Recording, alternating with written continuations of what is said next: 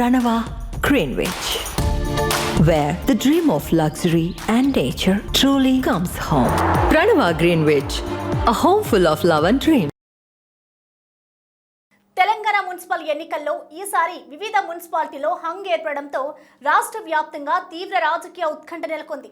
Mayor, deputy mayor, chairman, vice chairman పదవులు ఏ party దక్కించుకుంటుందనేది సర్వత్రా ఆసక్తిని రేపింది. ఆ క్రమంలో ఇండిపెండెంట్లు, ఇతర పార్టీల నుంచి గెలిచిన కార్పొరేటర్లు, కౌన్సిలర్లను తమ వైపు లాక్కునే ప్రయత్నాలు అన్ని పార్టీలు చేశాయి. అందుకోసం వారికి భారీగా తాయిలాలు ఎరచూపాయి. రాజకీయాల్లో ఇవన్నీ సహజమే. అయినా కాంగ్రెస్ ను బద్ద శత్రువుగా చూసిన బీఆర్ఎస్, బీజేపీ కౌన్సిలర్లు ఆ పార్టీతో కుమ్మక్కవడం అసలు సిసలు పాలిటిక్స్ కు అద్దం పట్టింది. మరోవైపు బీజేపీ ఎంపీ స్వయంగా వెళ్లి బీఆర్ఎస్ కు మద్దతు ఇవ్వడంతో వారి ఫెవికాల్ బంధం మరోసారి స్పష్టమైంది.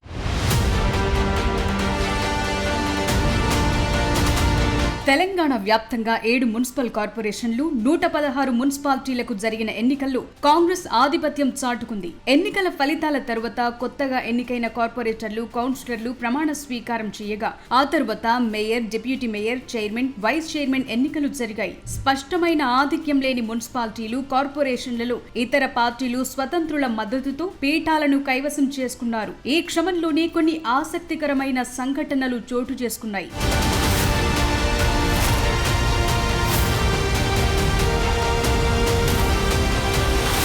ఉప్పు నిప్పుల్లా ఉండే పార్టీలు, నిరంతరం ఒకరిపై మరొకరు తీవ్రంగా విమర్శలు చేసుకునే పార్టీలు చేతులు కలిపి కొన్ని చోట్ల మున్సిపాలిటీలను దక్కించుకోవటం ఇప్పుడు రాష్ట్ర వ్యాప్తంగా తీవ్ర చర్చకు దారితీసింది. కాంగ్రెస్, బీజేపీ కలిసిపోవటం, బీఆర్ఎస్, కాంగ్రెస్ ఒక్కటై మున్సిపల్ చైర్మన్, వైస్ చైర్మన్ పదవులను దక్కించుకోవటం గమనార్హం. ఆ క్రమంలో రాష్ట్ర వ్యాప్తంగా తీవ్ర ఉత్కంఠ రేపిన కామారెడ్డి మున్సిపాలిటీలో ఆసక్తికరమైన పరిణామం చోటు చేసుకుంది. రాష్ట్రంలో కాంగ్రెస్, బీఆర్ఎస్ మధ్య రోజు సవాళ్లు, ప్రతి సవాళ్లతో మాటల యుద్ధం నడుస్తోంది. అయితే కామారెడ్డిలో మాత్రం బీఆర్ఎస్ కౌన్సిలర్లు కాంగ్రెస్ కు జై కొట్టడం గమనార్హం.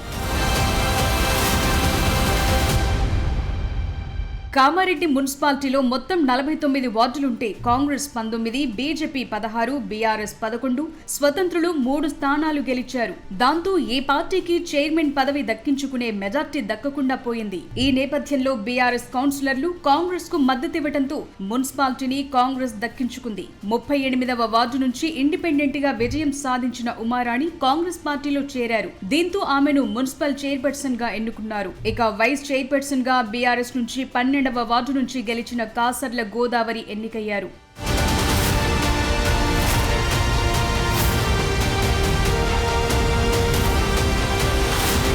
మేడ్చల్ జిల్లా అలియాబాద్ మున్సిపాలిటీలో సైతం హంగ్ ఏర్పడింది. దీంతో అక్కడ తీవ్ర రాజకీయ ఉత్కంఠ నెలకొంది. అలియాబాద్ మున్సిపాలిటీలో మొత్తం 20 వార్డులుండగా అందులో కాంగ్రెస్ పార్టీకి 8, బీఆర్ఎస్ కు 7, బీజేపీకి 3, ఇతరులు 2 స్థానాల్లో విజయం సాధించారు. అయితే ఏ పార్టీకి స్పష్టమైన మెజార్టీ రాకపోవడంతో ఎవరు మున్సిపల్ చైర్మన్ పీఠాన్ని దక్కించుకుంటారనే ఆసక్తి నెలకొంది. ఈ నేపథ్యంలో తాజాగా జరిగిన చైర్మన్ ఎన్నికల్లో బీజేపీ ఇతర మద్దతుతో కాంగ్రెస్ పార్టీ విజయం సాధించింది. దీంతో కాంగ్రెస్ పార్టీకి చెందిన కంఠం శిరీష అలియాబాద్ మున్సిపాలిటీ చైర్పర్సన్ గా ఎన్నికయ్యారు.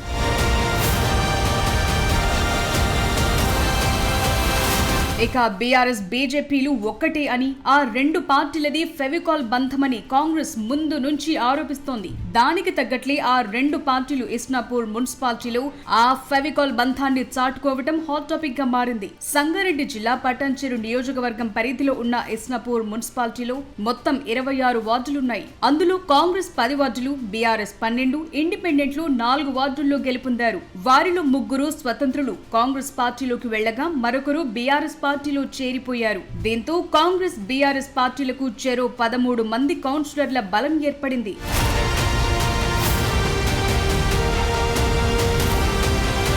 ఇక ఇస్నాపూర్ మున్సిపాలిటీ తమదే అని ధీమాగా ఉన్న కాంగ్రెస్ పార్టీకి BJP MP Raghunandan Rao shock ఇచ్చారు. బీఆర్ఎస్ ఎమ్మెల్యే గోడెం మహిపాల్ రెడ్డితో కలిసి ఒకే కారులో ఇస్నాపూర్ మున్సిపల్ కార్యాలయానికి వచ్చిన రఘునందన్ రావు బీఆర్ఎస్ కు అనుకూలంగా ఎక్స్ అఫిషియో ఓటు వేయడంతో ఇస్నాపూర్ మున్సిపాలిటీ బీఆర్ఎస్ పార్టీ గెలుచుకుంది. అలా గులాబీ, కాషాయ పార్టీల రహస్య మైత్రి మరోసారి బహిర్గతమైంది.